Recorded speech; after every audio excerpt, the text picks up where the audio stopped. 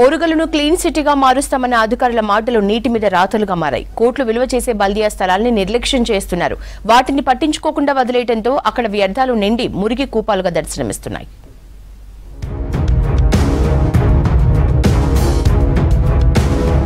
వరంగల్లోని municipal circle కార్యాలయం ముందు పెద్ద గొయ్యి అధికారుల నిర్లక్ష్యానికి అద్దం పడుతోంది.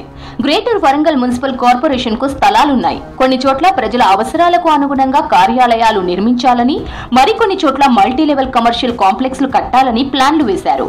వరంగల్ నగరంలోని మున్సిపల్ కార్పొరేషన్ వద్ద బహుళ అంతస్తుల భవనం నిర్మిస్తామని పెద్ద గొయ్యి తవ్వి గాలి కుదిలేశారు.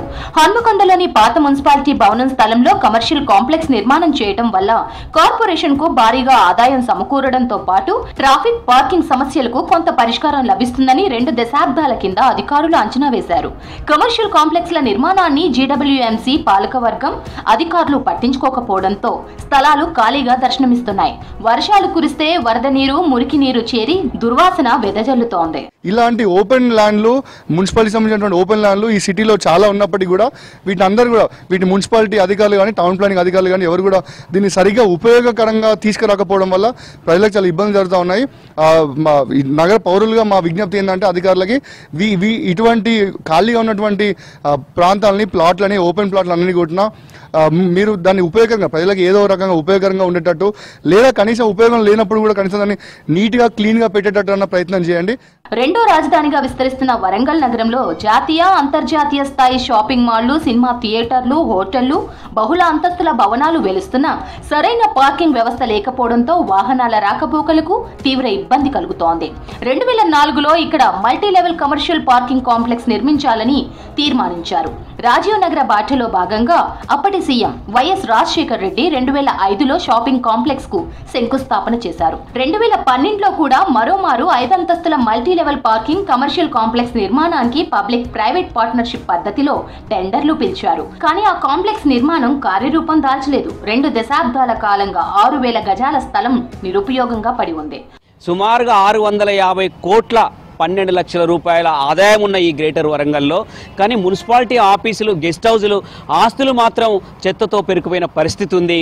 అందులో ప్రజలు 237 కోట్ల 2 లక్షల రూపాయల ఆస్తి రూపకంగా, ఇంటి పన్ను, నల్ల పన్ను రూపకంగా కడుతున్న ప్రజలకు మాత్రం సౌకర్యంగా లేని పరిస్థితులు కనబడుతున్నాయి.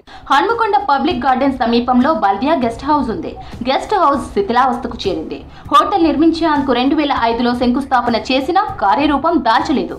గెస్ట్ హౌస్ స్థలం, బల్దియా వాహనాల పార్కింగ్ స్థలం వ్యర్థాలకు కేరాఫ్ గా మారింది. ఆ ఖాళీ స్థలం చెత్తా చెదారం, పిచ్చి మొక్కలతో దుర్వాసన వెదజల్లుతుందని నగర వాసులు వాపోతున్నారు. మురికి కూపాలుగా మారిన స్థలాల్లో మురికి నీరు లేకుండా ఉండేలా చర్యలు చేపట్టాలని కోరారు.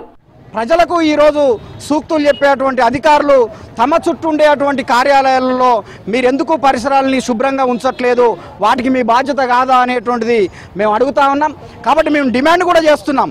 ఈరోజు పార్కింగ్ స్థలాలకు ఉపయోగించాల్సినటువంటి స్థలాలలో పిచ్చి మొక్కలు పెడతా ఉన్నారు. ఈరోజు తవ్వి వదిలి పెడతా ఉన్నారు. కార్యాలయం కడతామని అక్కడ నీరు స్టోరేజ్ అవుతూ ఉన్నారు, దోమలు పెరుగుతూ ఉన్నాయి. ఈరోజు పందులు, ఇలా కుక్కలు ఇలాంటి స్థావరాలు ఏర్పాటు చేసుకుంటా ఉన్నాయి. కాబట్టి ప్రభుత్వ అధికారులే నిర్లక్ష్యంగా ఈరోజు వ్యవహరిస్తా ఉన్నారు. గ్రేటర్ వరంగల్ మున్సిపల్ కార్పొరేషన్ అధికారులు, ప్రజాప్రతినిధులు పరిశుభ్రత, పచ్చదనం పాటించాలని చెప్పడం వరకే పరిమితం కాకుండా పాటించాలని నగరవాసులు కోరుతున్నారు.